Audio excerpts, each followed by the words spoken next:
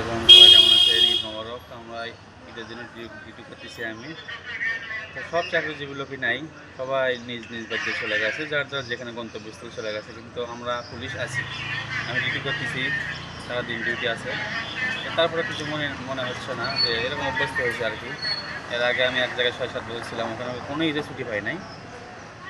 ঈদের পরে ছুটিতে গেছি, কিন্তু কোনো ঈদের ছুটি পাই নাই। এবারও আর রাজশাহীতে আছি, গত কোরবানিতে ছুটি পাই নাই, আবেদন দিয়েছিলাম, হয় নাই, নতুন আসছি বিদায়। আর এবারও হয় নাই। এখন সামনে কুরবানিতে কী হবে সেটা আল্লাহ পাক জানে। যদি আল্লাহ বেঁচে হতো রাখে, যদি যাইতে পারি যাবো, আর না হলে নাই। তারপরে কিছু মন খারাপ না, তারপরে আমরা মানুষের কাছে খারাপ, ভালো হতে পারছি না।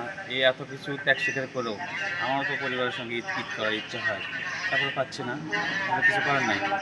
তো সবাই দোয়া করবেন আমার জন্য, ভালোভাবে আমার দায়িত্বটা সঠিকভাবে পালন করতে পারি। অনেক কিছু ত্যাগ স্বীকার করছি, অনেক অনেক আত্মীয় স্বজন মারা গেলে যেতে পারি না, বিয়ে অনুষ্ঠান অনেক কিছু যেতে পারি, তারপর মনে কষ্ট নেই। এই জন্য সবাইকে ভালো থাকবেন।